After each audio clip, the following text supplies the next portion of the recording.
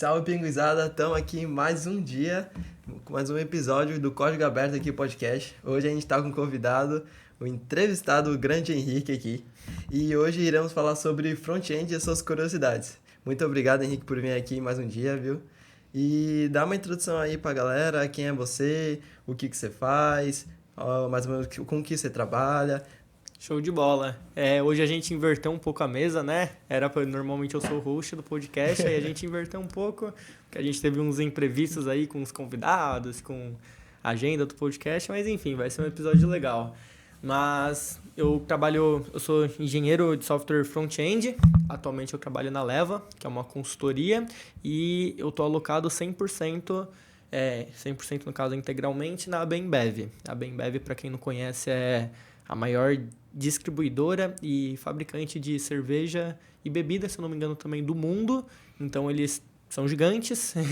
O pessoal não tem muita noção assim, mas a Bembev, por exemplo, em valores de mercado é maior que o Itaú, então é bizarro. Que da hora. Então, a Bembev é dona, sei lá, da Brahma, da Skol, do Guaraná. Aqui no Brasil, eles têm parceria para produzir a Pepsi, enfim. Aí, em específico, eu tô atuando ali no time do Zé Delivery, que, para quem não conhece, é basicamente um iFood de bebida. Então, o Zé Delivery ali vende majoritariamente os produtos da Ambev. Aí, a premissa do Zé Delivery é entregar rápido na tua casa e gelado também. Sim. Aí é isso. A gente também tá aqui com o Brian hoje, né? Que é co-host. Opa, boa noite, pessoal, tudo bem? Então o Luan esqueceu ele, não, pô. Não, nada, pô. Introduzir um pouquinho cada um aí. Show demais. E vamos começar então tudo direitinho. Mano, conta aí pra gente como é que você entrou no ramo da informática. Legal. Tipo, começo de tudo. Você decidiu, foi alguma ideia dos seus pais e falou, segue essa área aí, vê se tu gosta. Isso é muito interessante, né? Qual foi a primeira experiência assim que você percebeu que você gostava muito de programação, né? Adorava programação? Então, excelente pergunta. Começou na ETEC. Meus pais queriam muito que eu fizesse ETEC, eu não queria fazer. Aí meu pai falou, vou te inscrever aí, tu vai fazer sim. Aí fui lá, passei da ETEC, mas foi muito bom isso. Aí o primeiro ano da ETEC ele estudando lógica de programação e tal, já gostava, mas foi mesmo no segundo ano que eu comecei caraca, eu gosto disso aqui. Então foi basicamente na ETEC. Aí na ETEC lá a gente aprendia C#, HTML, CSS, Bootstrap. Aí foi assim. Aí a minha primeira experiência, já linkando também, foi no final da ETEC, 2021, para uma empresa em São Paulo, home office, que assim, a primeira experiência, normalmente você... Às vezes a pessoa tem, vou colocar entre aspas, sorte de cair em uma empresa grande, um Itaú da vida, um Nubank. A minha não. A minha eu era o terceiro, quarto funcionário da empresa e a tecnologia era C# para web. Então era algo bem, bem arcaico, bem arcaico mesmo. Só que foi muito bom para tanto eu criar uma casca ali, porque assim, quando você vai trabalhar e você pega ali um arquivo de 2.000 linhas, você fica, meu Deus do céu, o que eu faço com isso? Isso foi mais ou menos em que ano? Isso foi em 2021. Ali pro final de 2021, segundo semestre de 2021. E foi muito bom, principalmente para eu treinar as minhas habilidades, as minhas soft skills, né? Sim. Porque quando você entra no mercado de trabalho, normalmente você não sabe se comunicar muito bem. Eu pensava que eu me comunicava bem, eu não me comunicava nada bem, eu falava igual... Até chegar na hora e falar, meu Deus.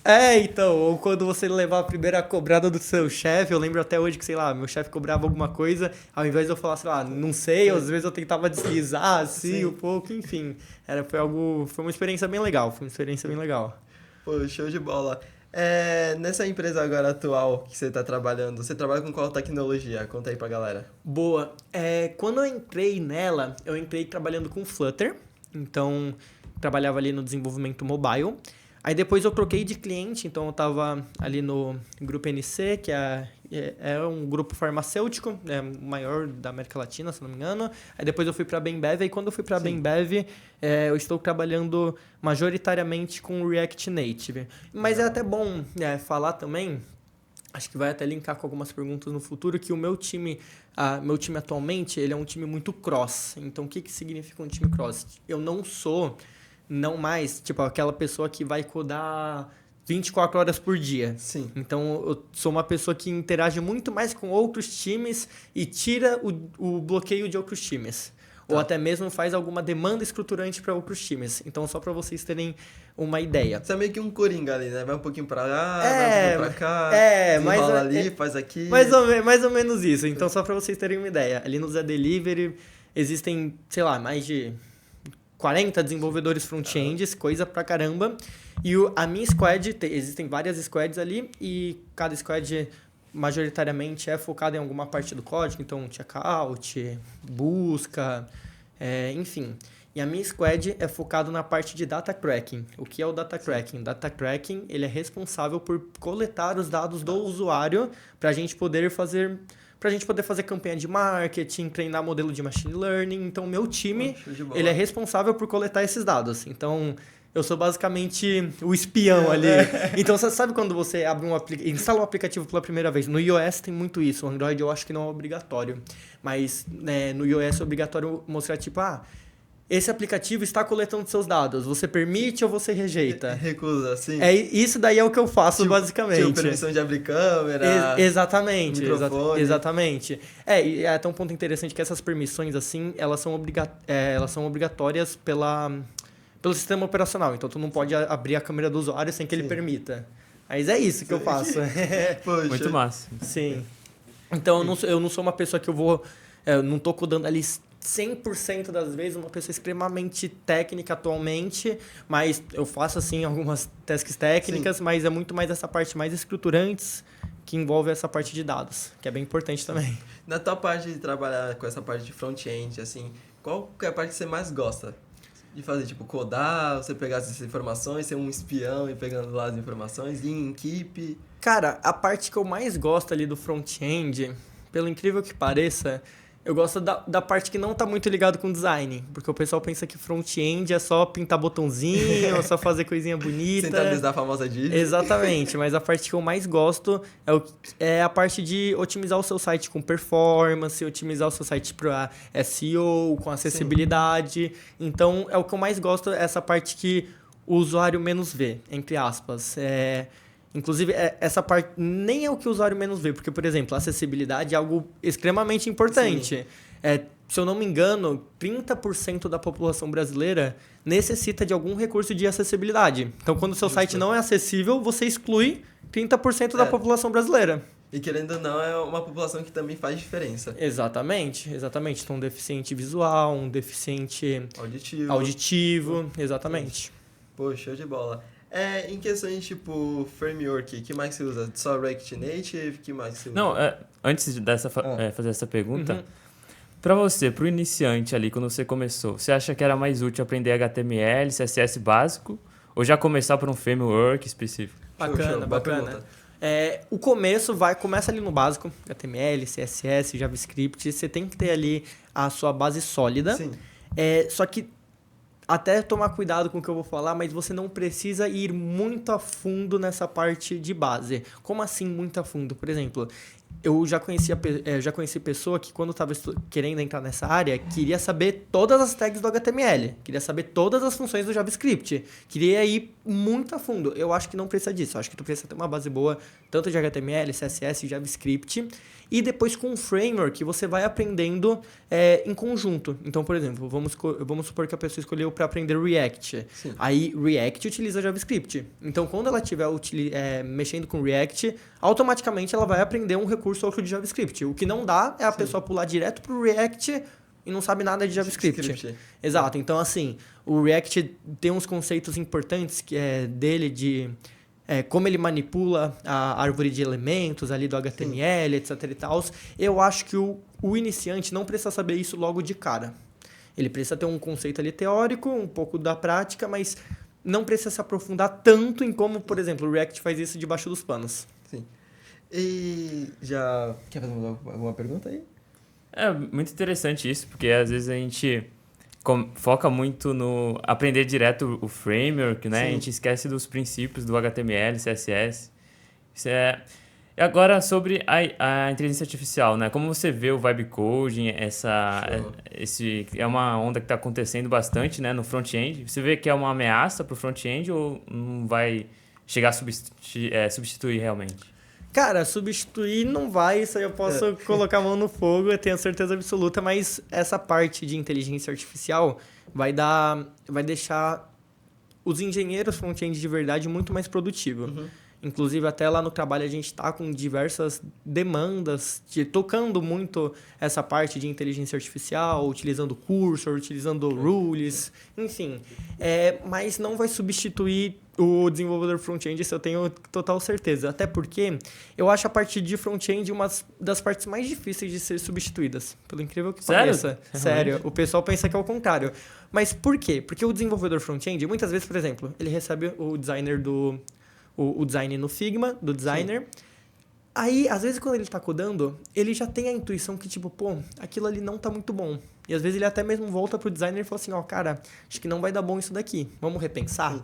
Entendeu? Como que a IA vai ter essa intuição? Ela vai ter que ter uma base muito sólida. E a base hoje em dia tá muito ruim. Então, e nem isso, porque, tipo, você vai mandar o design pra IA, a IA vai fazer. Só que, assim, a IA, ela não é... Por mais que ela possa parecer, mas ela não é um ser humano. Então, ela não é um ser pensante para olhar aquela interface e falar, meu, isso aqui tá ruim, isso aqui não tá acessível. Claro que, óbvio, a IA, ela consegue te ajudar nisso, mas a parte do front-end, pelo fato de lidar muito com o usuário, ainda tem muito esse aspecto humano. Entendeu? Sim. Essa parte intuitiva de, meu, eu acho que em vez desse componente seria melhor esse. E eu não tô nem entrando em pontos técnicos aqui que... Às vezes a IA não gera um bom código, que eu acho que gerar um bom código, no futuro, ela pode acabar gerando. Só que eu acho que essa parte da intuição humana, isso eu acho difícil, se não impossível, replicar em uma inteligência artificial. Tem que ter um pouquinho de toque humano ali para as coisas andarem. Exatamente. Coisa que, por exemplo, diferentemente de um back-end, que ninguém vê um back-end. Não estou falando que back-end vai ser substituído, mas por back-end ninguém vê, não é palpável, igual o front-end, entendeu? Uma coisa mais lógica, não tanto visual. Exato. Já no front-end você tem tem toda a experiência do usuário ali, né? Sim. Até a Google também tá criando o Stitch, que é para... Com prompt, você consegue criar os protótipos, né? E compartilhar no Figma. Sim. Só que realmente não tem essa experiência. Agiliza bastante o processo, né? Sim. Dos layouts, mas não tem realmente essa experiência. A IA é uma ferramenta. Então, você tem que saber como manusear a ferramenta da melhor forma. É a mesma coisa que... Eu gosto de... Sempre que tem essa parte de discussão de framework, discussão de inteligência artificial, é a mesma coisa que... alguém que trabalha em uma marcenaria virar e falar assim, meu, o martelo vai ser substituído pela parafusadeira. Pô, não tem sentido. O martelo serve para um negócio, a parafusadeira serve para outro. Entendeu? Óbvio que a pessoa ali precisa entender como utilizar o martelo. Então, por exemplo, você ia contratar um cara para sua loja de material de construção que não soubesse utilizar um martelo? Sim. Não ia contratar. Então, é a mesma coisa pro ramo de desenvolvimento de software. Então, a pessoa que não se atualizar, a pessoa que não souber utilizar o martelo, consequentemente, ela vai ficar para trás por pessoas que sabem utilizar o martelo. Eu acredito até que, são duas ferramentas distintas, elas não conseguem funcionar completamente. Já em conjunto, as duas conseguem fazer a função muito melhor, sabe? Perfeito. Que nem, você só fazer só o code, beleza, mas você fazendo o code com mais uma IA, você vê que a sua performance, até mesmo a qualidade do código pode até melhorar, sabe? Exatamente. E sobre aprendizado, assim, às vezes eu sinto que quando eu uso a IA, eu não consigo aprender de fato o que eu tô fazendo ali, né? Aí quando você... Tenta fazer manual mesmo, sabe? Entrando na documentação. Pode até demorar mais. Talvez esse seja até um ponto para a gente raciocinar sobre, né? Sim. Porque às vezes no trabalho a gente tem que entregar mais rápido, né? Sim. Alguma tarefa. A gente acaba usando a IA. Sim. Mas sobre o aprendizado, assim, o que você acha? Se ela é útil, né? Para a área de desenvolvimento... Puxando já essa pergunta aí, já fala um pouquinho mais sobre a demanda no mercado de trabalho. Quando você recebe alguma tarefa, como você vai lidar com essa demanda, se precisa entregar algo mais rápido. Boa, perfeito. Respondendo a primeira pergunta, que... Qual que era mesmo? O que você acha sobre aprendizado? Boa, perfeito. Cara, eu odeio aprender com IA, só utilizando IA. Eu odeio, até porque como eu vou conseguir medir o que a IA tá me dando é certo ou não? Verdade. Não faço ideia. Então, vou até dar um exemplo. Semana passada eu estava querendo aprender Phoenix, que era um framework de Elixir. Pô, um negócio mó underground. Cara, eu tava tentando fazer meio que um vibe coding, assim, com a IA. Eu não fazia ideia se o que ela tava me respondendo tava certo ou não. Porque, assim, Elixir é totalmente funcional, é mó sintaxe estranha. O pessoal ama Elixir, mas, tipo, eu não faço ideia se o que ela tá me respondendo tá certo ou não. Entendeu? A única coisa que eu conseguiria virar pra ela e falar assim, isso não tá funcionando. Ela, me desculpa, eu mexia um monte de coisa. Então, eu não consigo aprender. Então, realmente, eu acho que, assim, você consegue utilizar a inteligência artificial para estudar? Consegue. Mas como uma base, e não como um guia. Então, inteligência artificial não vai substituir uma boa documentação, até porque as documentações se atualizam. Até um mês, 2 meses... Um tempinho atrás, eu postei no meu Instagram que no passado eu tinha postado uma issue no Next ou no Stack Overflow, que na época, no Next.js, não era possível você mudar o caminho de cache do seu projeto. Aí, perguntando para o ChatGPT hoje em dia, se você falar, como que eu mudo o caminho do cache para o Next.js, ele vai falar que não é possível. Aí quando você fala, me dá essas fontes aí, ele dá o meu link do Stack Overflow. Eu vi isso daí. Então, eu achei isso muito da hora. Só que aí que tá a questão. Hoje em dia, pelo que eu vi na documentação, já é possível fazer isso. Só que a base da inteligência artificial não atualizou ainda. Não foi atualizada. Entendeu? Então sempre tem esse perigo que... sempre olha na documentação, sempre olha nas issues do GitHub, ainda mais quando é um conteúdo que não é muito explorado na internet. Hoje em dia, para a maioria dos frameworks front-end é difícil, mas você vai acabar se deparando com isso. E o que você falou da demanda, como que eu recebo uma demanda no ambiente profissional. Isso. Normalmente, na maioria das vezes, eu recebo uma ideia do que, por exemplo, o que o produto quer ver ali na tela, o que o produto quer ver ali no aplicativo como resultado, aí chega para o meu time refinar. Então, beleza, o que a gente precisa fazer para a gente conseguir entregar o que o produto quer? Aí a gente vai refinar falando, a gente precisa fazer isso. Então, a gente vai refinando ali, vai colocando prazo. Então, vamos quebrar essa demanda em partes. Então, quebra em parte 1, parte 2, parte 3. A parte 1 vai levar 1 semana, a parte 2 vai levar 2 semanas. E a gente quebra essa história. Então, normalmente, eu faço isso com o meu time, mas eu já trabalhei em squad, que quem fazia isso era o tech lead. Aí depois ele levava para o time para deixar mais rápido, mas é assim que funciona. E também um negócio que eu gosto bastante quem dá o prazo é a equipe técnica, não a equipe de produto. Ponto. Então, eles têm que entender isso e a gente tem que colocar isso na cabeça deles. Óbvio que o pessoal de produto vai ter as metas que eles vão ter que cumprir. Então, onde eu trabalho atualmente, a gente divide em quarter. Então, quarter é um trimestre. Então, por exemplo, nesse trimestre a gente tem que entregar esses 3 objetivos macros. Sim. Só que aí que tá.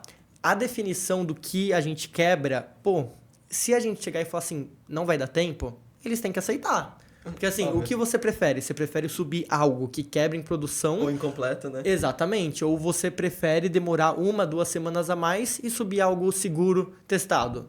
Entendeu? Sim. E, às vezes, tem muita gente de produto que só vai entender isso quando doer no bolso. Quando você subir algo e quebrar. E isso afetar as métricas da empresa, isso afetar a companhia. Entendeu? Então, isso é algo muito importante que... eu já errei muito nisso no passado, da pessoal de produto futuro falar, eu preciso disso pra semana que vem. Eu falei, não tem problema. Nossa, acho que todo iniciante é assim, né? Então, eu falo, não tem problema, vou meter aí um monte de hora extra, só que... Cara, isso a longo prazo não funciona. Então, você tem que se posicionar e falar assim, amigão, não vai dar. E quer chegar em um meio termo? Mas se quiser, a gente chega em um meio termo e renegocia o que tu quer. Só que, a princípio, é isso. Sim.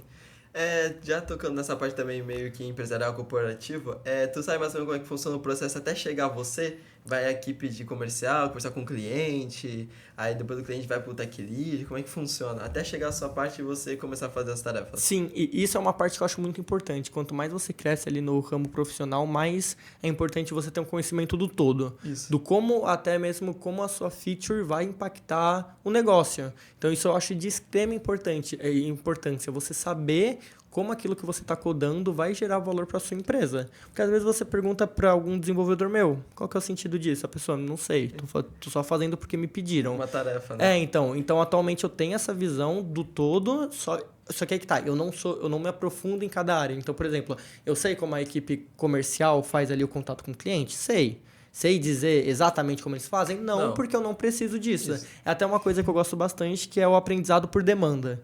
Então, é legal você ter uma ideia de como as coisas funcionam, mas se aprofundar com base no que você precisa. Vou até dar um exemplo mais técnico. Então, no front-end tem o conceito de micro-front-ends, que é basicamente um microserviço, só que com front-end. Então, para quem não tem muito contexto, é você quebrar o seu front-end em vários repositórios. Aí, por exemplo, o seu header é um repositório, o seu menu é outro repositório, e você consegue fazer deploy dessas partes de formas separadas.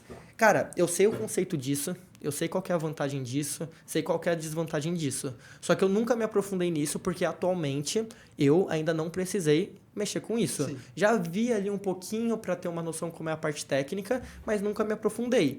Então, quando chegar por exemplo, vamos supor que a minha consultoria chegue e fale assim, o cliente Luan quer fazer um projeto e aí eu analiso o seu projeto e eu vejo, o Luan precisa de um micro front-end. Eu já sei disso porque eu tenho os conceitos ali do micro front-end. Só que agora, se você me perguntar pontos extremamente técnicos do micro front-end, eu não vou saber responder porque eu nunca desci a fundo. Então, é aprendizado sobre demanda. Então, quando eu precisar mexer com micro front-end, ou até mesmo quando eu tiver tempo, eu me aprofundo. Sim, sabe se virar lá. Exatamente. Até porque, sei lá, não tem sentido eu aprender de uma coisa que eu nem vou utilizar agora. Não, justo. É sempre bom você saber exatamente como funciona, pelo menos, cada parte, e você ponderar isso para quando chegar a sua hora, você saber exatamente o que extrair ou exatamente o que fazer. Exato. Da hora. Na sua opinião, Henrique, o que define um programador front-end sênior? Boa. Cara, quanto mais você cresce na senioridade, menos você coda. Porque ou você mais resolve o problema dos outros, ou você mais resolve o problema de negócio. Acredito que a pessoa desenvolvedora sênior tem uma comunicação ali muito boa. Então, a comunicação da pessoa tem que ser boa.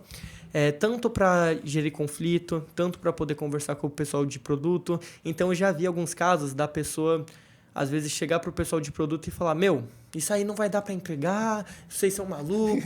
Não é assim que fala. Você tem que ser ali um pouco político, ter um jogo de cintura. Você também tem que orientar as outras pessoas. Então, você tem que pegar ali na mão do júnior, principalmente, um pouco na mão do pleno, falar qual que é o melhor caminho. Mas eu colocaria que focar muito mais nessa parte de gestão. Atualmente eu codo muito pouco. Eu mais faço reunião do que propriamente codo, porque, como eu disse, quando eu codo é algo que é muito mais estruturante, que vai gerar muito impacto, entendeu? Sim.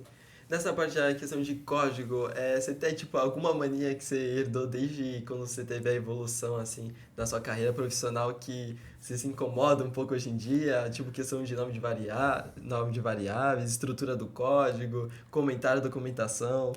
Cara, eu acho que não. Eu sou bem regradinho, bem certinho. Eu me adapto muito bem. Eu acho que, por exemplo, se eu tenho ali por exemplo, a minha principal linguagem que eu mais codo é em JavaScript. Então, eu vou ter algumas manias que são padrões do JavaScript. Mas se eu tiver que mudar para alguma outra linguagem, eu mudo tranquilo. Isso é até algo bom que eu acho, que o nosso curso de ciência da computação dá como base. Porque como você aprende ali as bases da ciência da computação, estrutura de dados, você coda em C, C++, um monte de negócio louco. Quando você vai trocar de uma linguagem de alto nível, você acaba não tendo tanto esse apego à linguagem. Até o meu exemplo, quando eu fui para a Leva, quando eu fui trabalhar com Flutter, eu nunca tinha mexido com Flutter na minha vida antes. Só que eu estudei ali uma semaninha, basicamente eu vi, esse negócio de Flutter parece com tal coisa do React Native, parece com tal coisa do C#, que eu já vi, fui juntando as pecinhas e fui tranquilo. Algumas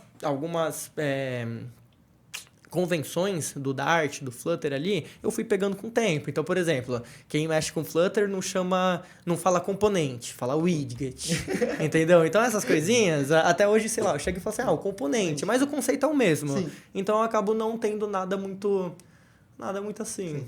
Eu sempre escuto lo-fi quando eu vou codar. É a única mania. Desde quando você começou estagiário.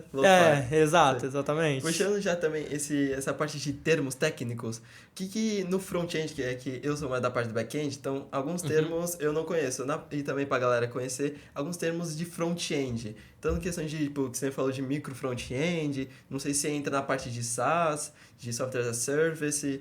Sim. Como que são os termos? Você tem termo novo que Nossa, tá vindo? tem um monte de tem termo. muito termo. Tem um monte de termo. Podemos falar também sobre termos de GitHub, tipo deploy, o merge, sei lá, uma branch. Ixi, tem um monte de termo. Agora, pra citar cada um, já era. Tem os principais termos que são mais pro front-end são termos voltados a...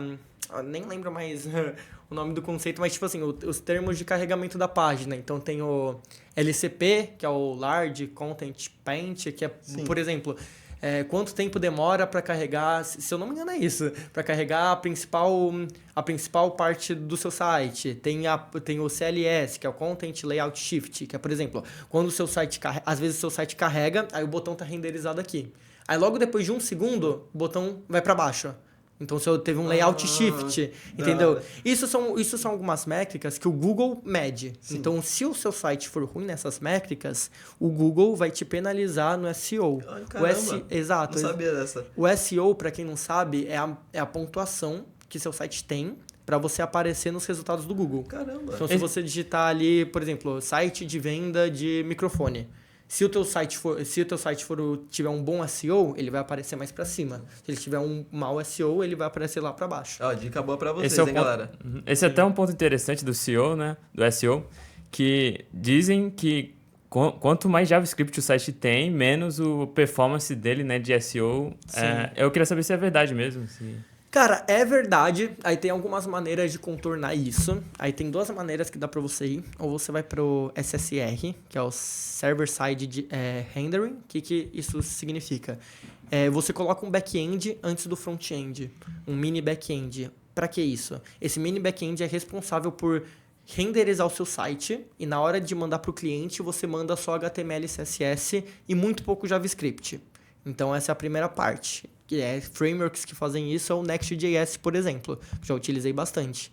Outra forma de você reduzir isso sem a necessidade de um mini back-end é você fazer a adoção do JavaScript incremental na sua página.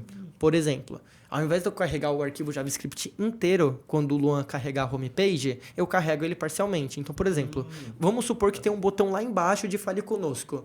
Se o Luan nunca visualizar esse botão, eu não preciso carregar o JavaScript desse botão. Faz sentido. Entendeu? Então, você carrega parcialmente. Coisa que é até uma das métricas que o Google fala, de quanto tempo sua página leva para mostrar o primeiro pixel para o usuário. E tem até uma pesquisa da Amazon que fala que quanto mais rápido carrega o seu site, maior a sua taxa de conversão. Então, se você entrar em todos os e-commerce, você vai ver que a maioria dos e-commerces carregam rápido. Ou precisa carregar rápido, porque isso é uma métrica que a gente tem ativamente quando trabalha em e-commerce. Então, se você subir um deploy ali que afetar a taxa de carregamento do seu site, cara, tu vai fazer o revert do deploy, porque isso vai afetar diretamente se o usuário vai comprar ou não. Então, esse é até um ponto que, de novo, o pessoal pensa que front-end é só pintar botãozinho e tal, os caras, não é nada, entendeu? Tem um monte de equipe, tem até gente que é focado só em performance de front-end. Caramba. Só para otimizar a performance do front-end, de como deixar o front-end carregando mais rápido, como fazer o usuário sentir menos, enfim, é algo bem, bem complexo. Em questão de velocidade, você falou que é do vir o site, etc. O back-end também influencia nessa parte de iniciar o site, carregar. Isso é até um conceito importante, que quanto mais você cresce na sua senioridade, mais você tem que aprender sobre back-end também. Porque você precisa identificar se o gargalo está no seu front-end ou no seu back-end. Porque às vezes não adianta você otimizar seu front-end no máximo e seu back-end está com o tempo de resposta cagado. Sim. Não adianta. Então, você vai precisar ter ferramentas de monitoramento, de observabilidade, de log, para você poder ver, meu gargalo tá onde? Tá no back-end? Tá no front-end? Como que eu posso medir isso? Tem diversas formas. O Google Chrome tem o DevTool deles é muito bom. Tem as ferramentas de observabilidade que eu já falei, Datadog, Sentry, New Relic. E também tem o teste manual. Então, se você bater no endpoint, se você bater na sua API e ver que sua API está demorando 5 segundos para responder, você já sabe que o gargalo está lá. Não precisa nem ir muito a fundo. E também tem um ponto muito legal, de você entender a sua base de usuários. Por exemplo, eu já vi desenvolvedor front-end que estava desenvolvendo um aplicativo de loja de roupa de grife. Ou seja, o foco da loja era vender para gente de classe A. Sim. Ou seja, todo mundo lá tinha iPhone. Então, era algo que eles já fizeram pensando só no desenvolvimento nativo de iOS. Então, era algo que eles não precisavam se preocupar com a performance do celular da pessoa. Só que quando você tem um nicho que você abrange classe D, classe C, classe B e classe A. Você abrange de todas as classes, você tem que se preocupar desde o iPhone mais moderno até o Xing Ling Android que o cara tá utilizando, entendeu? Então isso é algo muito importante. Eu já vi até mesmo gente que, tava utilizando o navegador da Baidu pra acessar o site. E, cara, é um negócio que aí você tem que começar a se perguntar de, vale a pena eu otimizar para 0,001% dos usuários? Quanto que isso vale a pena? E você tem que começar a fazer os seus trade-offs, entendeu? Até mesmo para o seu código não ficar um Megazord. E aí, tem mais uma perguntinha aí? Então, vou lançar mais uma aqui. Pode lançar. Então, vamos lá. Pro pessoal aí, a pinguizada que tá nos assistindo, quiser já começar na área de front-end, o que você recomenda pra galera iniciar assim? Começar com qual framework? E também, se você quiser falar sobre algum livro que você já leu, que você acha bom. Show. Cara, eu recomendo muito a pessoa ter a base sólida ali da programação. A parte do framework é um grande depende, né? Depende se a pessoa quer ir para a parte web, para a parte mobile. A parte web, o React, é o framework mais popular que tem, só que aí tem os trade-offs do React, porque assim como o React tem muita vaga, tem muita gente estudando o React também. Justo. Entendeu? O React ele é mais simples do que o Angular, por exemplo. Angular vai ter um pouco menos de vaga, só que vai ter menos profissional. Então tem que ver mais... É interessante também a pessoa, por exemplo, eu quero ir no setor de bancário. O que o setor bancário utiliza? Atualmente utiliza muito Angular. Eu quero focar em tal empresa, eu quero entrar no Nubank. O que o Nubank utiliza? Atualmente utiliza Flutter. Então é legal a pessoa se basear mais ou menos assim. E questão, tu usa algum banco de dados ou não? O banco já tem alguma funcionalidade na parte do front-end ou somente no back-end? Cara, tem muita funcionalidade. Eu já trabalhei com um aplicativo que esse aplicativo ele era utilizado por gente que tinha baixa conectividade de internet. Ou seja, eles iam para algumas regiões que nem internet tinha. Caramba. E o aplicativo tinha que funcionar. Sim. Então, nesses casos, o que a gente faz? A gente roda um banco de dados leve e local no celular da pessoa. Para depois que ele tiver conexão com a internet, ele sincronizar o banco de dados com o back-end. Sim. Só que aí que tá. Aí entra um monte de complexidade que não é tão simples como eu falo. Porque, por exemplo, vamos supor que o Luan foi em tal lugar... Por exemplo, o aplicativo que eu utilizava era para fazer um controle de farmácia, basicamente. Sim. Aí vamos supor que o Luan foi em tal lugar e falou assim, eu passei nessa farmácia hoje. Passei nessa farmácia. Aí depois, quando vai sincronizar os dados, o back-end fala, mas o dado aqui tá falando que a farmácia estava fechada. E agora? O que você faz? Aí você tem que decidir com a parte de negócio. E também tem várias coisas que você tem que se preocupar. Então, por exemplo, e se o Luan desligar o celular? E se o Luan fechar o aplicativo enquanto estiver sincronizando os dados? A parte do front-end tem um monte de variável porque tá na mão do usuário. E você tem que controlar. E se o Luan apagar o aplicativo? O que eu faço? Entendeu? De quanto em quanto tempo eu sincronizo? Eu sincronizo em pequenos pedaços ou sincronizo tudo de uma vez? Eu bloqueio o aplicativo ou não bloqueio? Aí é um grande depende, basicamente. É muito complexo o front-end. Né? O pessoal pensa que é só pintar botão, front-end não é pintar botão não, tá? E como você vê assim o mercado de trabalho, né? Como você vê a vaga para trabalho presencial, home office, o que você pensa sobre isso? Cara, atualmente acredito que a grande parte das empresas que está trabalhando home office, tem umas empresas que adotam um modelo híbrido. Aí, de novo, aí depende. Tem gente que, por exemplo, vai ter saco de ir presencial. Né? A pessoa vai presencial. Todas as vagas... Todas não, mas a maioria das vagas que eu já trabalhei foram home office. Hoje em dia, home office, eu acredito que para as grandes empresas vai ser bem difícil de algumas empresas tirarem. Tem um movimento que está acontecendo dessas grandes empresas tentarem tirar o home office. Voltarem.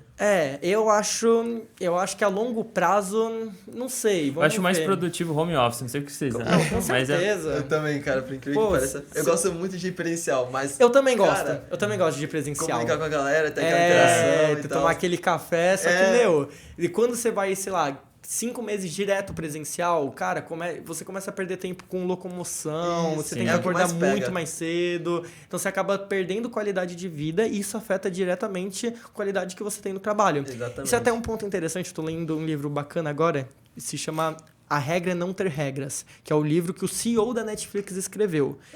E, cara, ele foca muito nisso de, por exemplo, tratar os funcionários como adultos. Ponto. E um ponto interessante é que nesse livro, a Netflix não tem política de férias. O que isso significa? Caramba. Significa que se o Luan quiser tirar 10 semanas de férias no ano, ele tira. Se o Luan quiser tirar 40 dias de férias seguido, ele tira. Porque tá lá no livro, o CEO da Netflix implementou isso em 2004, se eu não me engano. Já faz muito tempo. Nossa. E é algo que funciona. E é algo que a Netflix atualmente atrai os melhores talentos porque eles pagam os melhores salários e tem essas políticas.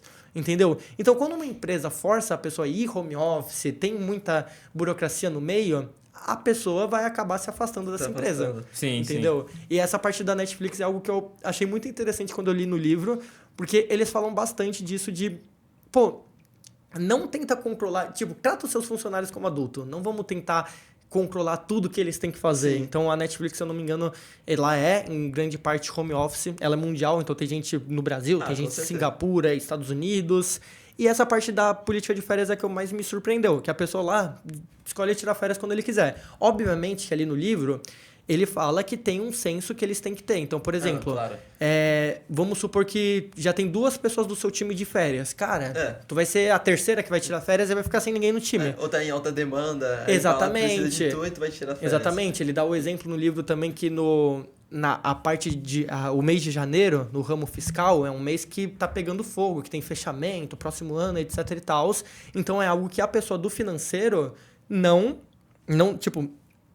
é indicado tirar férias nesse período do ano. Então, é algo assim, cara, a pessoa pode tirar nesse período do ano? Até pode, mas faz sentido? Então, é algo, de novo, que você começa a tratar seus funcionários como adulto. E você espera que eles retribuam com o mesmo valor para a empresa. Exatamente, para a empresa. O que te motivou para ir pro front-end, né? Cara, eu queria ser back-end no começo. Eu acho que o que me motivou a ir pro front-end é que a minha primeira vaga foi de front-end mesmo. É engraçado, eu também curtindo. Eu também, quando eu comecei, eu queria muito ser back-end. Aí eles me deram a oportunidade de trabalhar com Swift, né? iOS, eu nem sabia. Eu tive que aprender ali na hora e fui aprendendo. Mas depois fui pro React, mas eu acabei gostando muito do front-end. Sim. Caramba, bati Calma. Eu deve ter até estourado o fone do pessoal de casa. Eu gosto bastante do front-end porque tem muito essa parte... É muito volátil, tem muita parte de interagir com o usuário, interagir com outras pessoas da empresa. A parte do front-end eu acredito que é uma das áreas de tecnologia mais voláteis, né, que você vai ter no ramo de tecnologia. Porque, você vai conversar com o pessoal de back-end, você vai conversar com o pessoal de dados, você vai conversar com o pessoal de produto, você vai conversar com todas as áreas ali da empresa. Porque todo mundo vai querer dar um pitaco no front-end. Todo mundo. Isso é verdade. Ninguém vai virar pro desenvolvedor back-end e vai falar assim, essa tua API aqui tá com tempo de resposta muito demorado. Não, mas pro front-end todo mundo vai falar, essa animação aqui não tá fluida. Não tá legal. Entendeu? Tá muito lento, tá muito Exatamente. rápido. Essa corzinha dá pra mudar, Exatamente. E na parte de front-end, vamos fazer algumas coisas engraçadas aqui. Já teve alguma situação que você pegou o código de alguém assim, né, num trabalho, etc, e falou, mano, que esse cara fez aqui? Tipo, nossa, esse cara é doido da cabeça. É o que mais porque tem. Ele fez isso, mano. Aí que mais tem, ainda mais quando você trabalha com legado. E aí entra o ponto que você não pode julgar muito porque que a pessoa fez isso. Porque a primeira coisa que você pensa, você vai falar, essa pessoa é um animal que escreveu essa função com 500 linhas, entendeu? Por que ele não quebrou isso? Por que ele não fez de tal jeito? Mas aí não dá pra julgar porque você não sabe o contexto da pessoa. Às vezes a pessoa teve que fazer isso para resolver um bug crítico. Às vezes ela teve que fazer isso para poder entregar algo que o pessoal já estava ali muito em cima dela. Às vezes foi algo que só foi crescendo e ninguém nunca refatorou. Então é algo que já peguei, acredito que todo mundo vai pegar, só que é algo que não dá para julgar a pessoa que fez isso. Mas tipo, já teve algum que tu falou, cara, não, esse aqui foi o crucial. Cara, já teve uns bugs bem engraçados que a gente demorou muito pra... Nossa, muita coisa. Mas o mais engraçado, entre aspas, é que a gente pegou um bug muito sem querer, que quando a pessoa fazia um pagamento por Pix em um local que eu já trabalhei, Se ela fizesse o Pix, o código QR do Pix, Sim. tem um tempo para ele expirar. Então, se você não fizer o pagamento, sei lá, em 5, 10 5 minutos, algo assim, ele expira. Aí a gente viu que se a pessoa demorasse muito para fazer esse pagamento e fizesse nos últimos, sei lá, 10 segundos, 5 segundos, algo assim, a pessoa pagava e depois de 1 minuto ela recebia um reembolso. Nossa. Do nosso bolso. E, tipo assim, foi algo que a gente ficou, mano. E a gente pegou isso sem querer. Porque quem pegou isso foi, tipo, uma gerente lá da empresa que a gente ficou, meu Ainda bem, Deus ainda bem. do céu. Ainda bem, mas não é. Entendeu? Ainda bem. E a gente ficou, meu, como é que é? Por que isso tá acontecendo? Não tem nem, a gente não tem nem essa parte do código de reembolso. E só depois a gente foi perceber que era uma configuração que estava ativada no nosso gateway de pagamento, que, meu... Nossa, que rolo. E tipo assim, é algo que a gente tem que tentar resolver rápido, porque, meu, o pessoal tinha gente que tava recebendo estorno. Por exemplo, fazia uma compra lá de R$1.000 e depois voltava o dinheiro pra ela, entendeu? E se alguém vaza essa informação na internet? A empresa quebra, entendeu? Então, e é algo que, pô, não dava pra tirar o Pix fora do ar. Como é que você vai tirar? Se tirar, entendeu? É quebra. um negócio que, por exemplo, no dia você tinha, sei lá, R$50 mil estornados. Só que em comparação você tinha 10 milhões de venda. E aí? Entendeu? É algo que não dá pra você excluir. E até falando dessa parte que você falou que não pode parar, né? O front-end, por algum motivo, vamos supor que você tem que fazer alguma alteração. Aí você tem que jogar para uma parte, vamos supor, uma parte entre as de backup e uma área que vai executar enquanto a outra está em manutenção. O front-end afeta alguma coisa? Você tem que fazer alguma modificação para isso ou não? Depende da estratégia de deploy que a sua empresa vai adotar. Já trabalhei em empresa que jogava para todo mundo de uma vez, já trabalhei em empresa que a gente fazia o deploy 10 horas da noite, mas a estratégia que eu acho mais segura é, por exemplo, eu vou fazer o deploy de um novo botão aqui. Cara, vamos liberar esse botão para 5% dos usuários primeiro. Liberou? Beleza, teve algum bug? Se teve, corrige. Se não teve, aumenta para 20%. Da hora dá pra separar, tipo, pra quem você quer mandar, etc, as coisas? Como é que funciona? Dá pra você... Aí, de novo, vai envolver diversas estratégias. Dá pra você separar por região. Quero fazer deploy disso legal. só pra tal pessoa, só pra tal região. Só que o que normalmente, a maioria das vezes, a gente vai fazer é fazer uma conta matemática simples. Então, por exemplo, joga 20% dos usuários para esse deploy e os outros 80% para esse deploy. Entendi. Entendeu? Aí é algo que na maioria nunca vai ficar, por um princípio de estatística, nunca vai ficar bonitinho 20 e 80, sempre vai ficar, sei lá, 22 ou até mesmo 18, Sim. Só que normalmente a gente faz isso de deploy. É a parte mais segura de se fazer. É um pouco mais complexo e complicado fazer isso, mas é possível fazer. E até entra no ponto que o front-end tem que entender um pouco de DevOps, claro, de... o fluxo dos dados. Exatamente. Ele pode não ser necessariamente quem vai codar isso, só Sim. que ele tem que entender, até mesmo para caso dê algum problema. Como vai a informação e como vem a informação. Exatamente. E framework, tipo, você tem alguma framework que você gosta bastante? Você fala, meu, esse aqui eu gosto muito. Eu gosto bastante do Flutter. Mais que eu esteja... Por mais que... Minha vida inteira eu tenha programado mais em React. Atualmente eu trabalho em React, mas eu gosto bastante do Flutter e do Dart. Porque o Dart é a linguagem do Flutter. Então, acredito que a Google fez um trabalho excelente ali com o Flutter, tanto na parte de documentação, tanto na parte do... O Dart era uma linguagem que estava morrendo, aí Sim. o Google ele pegou e falou assim, vamos utilizar o Dart 100% pro Flutter, basicamente. Aí o Dart reviveu por causa disso. Então, eu gosto bastante do Flutter. Eu acho que o Dart é a minha linguagem favorita. Depois vem TypeScript. Por mais que eu entenda mais de TypeScript. TypeScript ou JavaScript? Qual que você acha que é melhor? Com certeza TypeScript. É uma evolução, assim, do JavaScript. Sim. Eu acho que hoje em dia não tem nem mais essa discussão. No começo o pessoal discutia, não precisa disso aí, mas... Não precisa disso aí. Atualmente todo mundo utiliza. Exatamente. E já teve algum caso no mercado de trabalho que você teve algum burnout ou tive que lidar com alguma coisa muito rápida? Você fala, caraca, mano... Tá difícil aqui, tenho que descansar, não dá, tenho que repensar como que eu vou fazer aquilo. Pior que eu já trabalhei em um local que eu trabalhava muito, fazia muita hora extra, saía 2, 3, já cheguei a sair 3:30 da manhã da empresa. Entrava às 8, saía 3:30. E tipo assim, era algo bizarro, porque eu sou muito novo. E assim, eu ter alguns sintomas de burnout pra alguém muito novo, eu ia morrer com 30 anos de idade. Minha namorada falava assim, com 30 anos de idade, tu vai estar internado.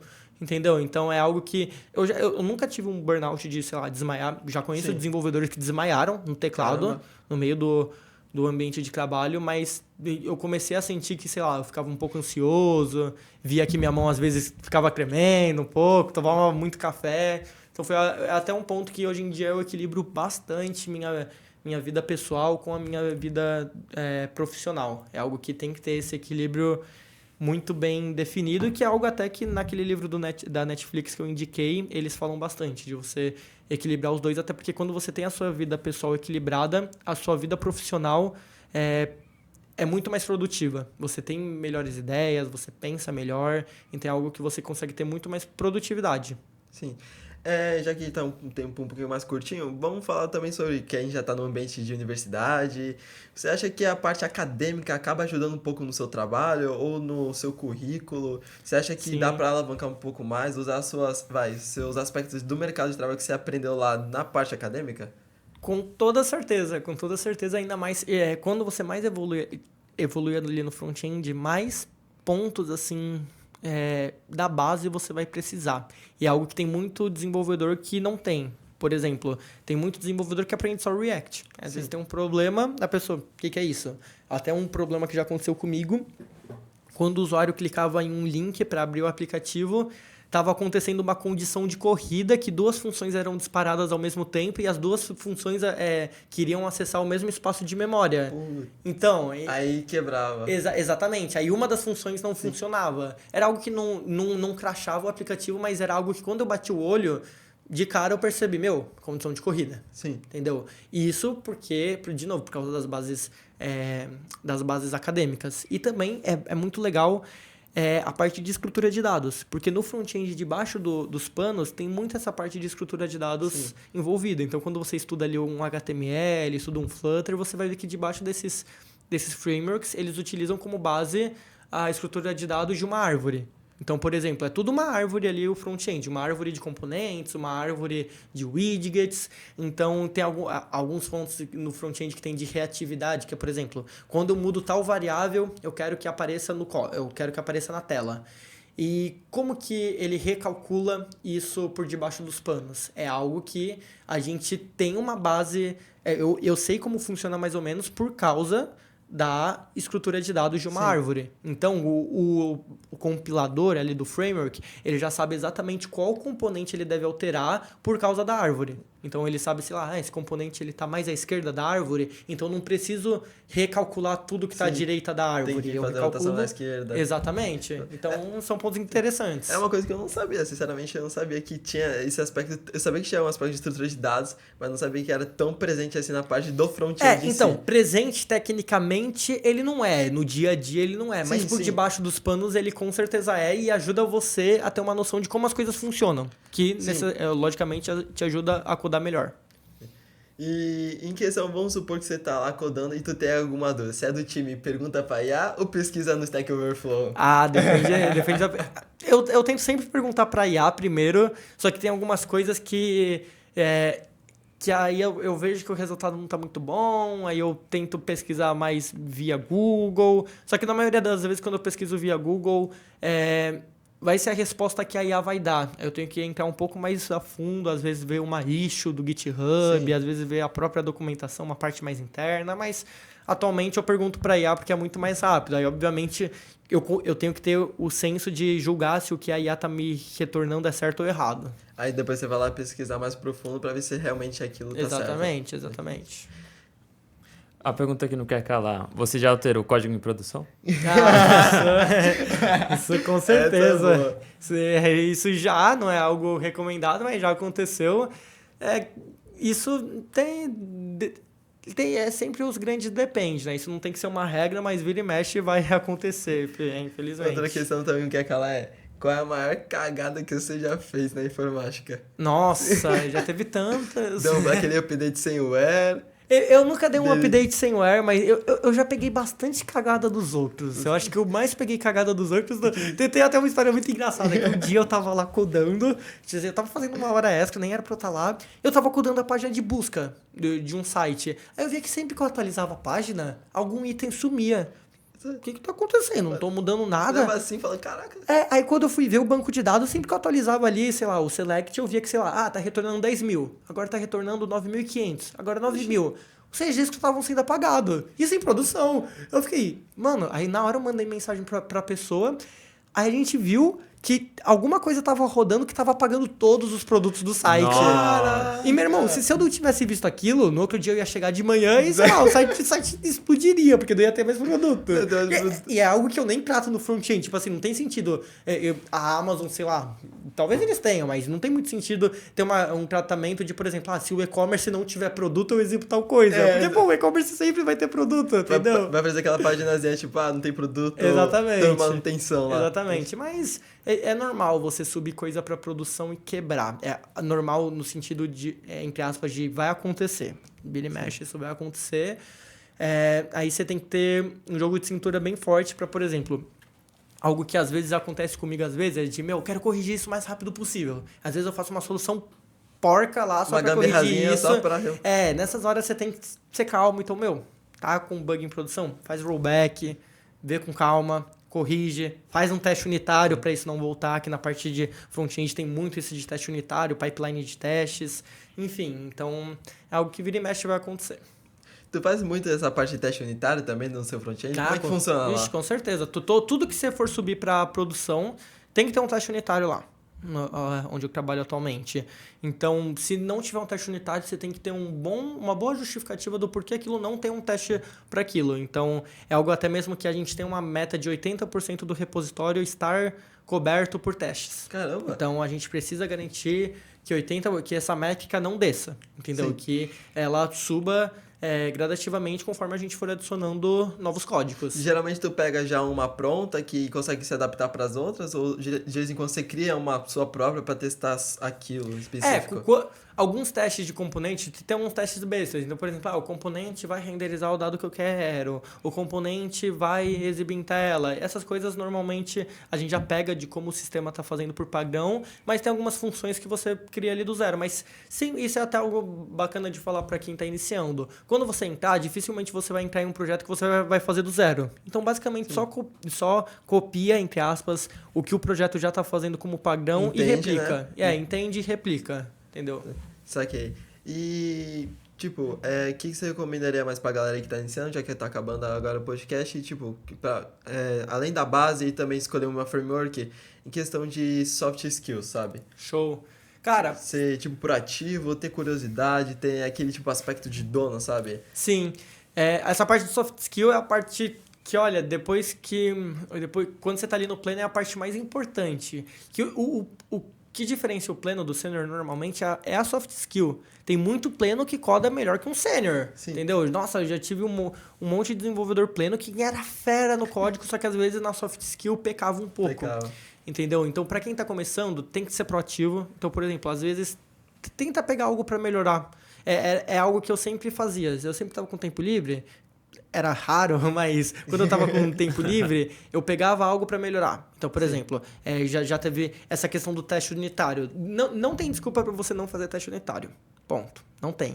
Então, por exemplo, se seu projeto não tem teste unitário, implementa você. Implementa um teste unitário. Aí depois você implementa outro. Depois você implementa outro. Vai implementando aos poucos. Era algo que eu fazia. Pô, os meus primeiros projetos não tinham teste unitário. Eu fui lá e implementei. Entendeu? Aí depois eu implementei uma pipeline para sempre que subir o código ele rodar. E, gente, esse negócio é algo muito besta. O que mais tem é template na internet de como rodar uma pipeline de teste unitário. Isso é, sei lá, 20 linhas de código. Explica aí pra galera que não sabe o que é pipeline. Boa, pipeline é um fluxo de código que sempre vai executar quando você fizer o commit e o push do seu código pro GitHub. Então, eu fiz o push pro GitHub, ele vai rodar pipeline. Nesse caso, ele roda pipeline executando todos os testes. Então, quando eu subo algo pro GitHub, ele automaticamente já verifica se aquilo tá certo ou não. Tá certo. É isso aí. Show. A gente tem mais ou menos quantos minutinhos aí? Tá apertadinho já? Não sei. Acho que são 9h02. Até que hora? Acho que acabou já, né? Então, galerinha, seguinte... Acabou por hoje, mais um episódio aí do nosso podcast Código Aberto. Foi algo mais express, né? Mais corrido, mas tá ótimo. Mas tá tudo certo. Front-end, suas curiosidades. Obrigado, Henrique. Show. Obrigado, Henrique. Eu que agradeço vocês, viu? Obrigado, Brian, por me acompanhar aí nessa entrevista da hora. E até algum outro dia, galera. Falou. Falou, galera. Valeu. Show.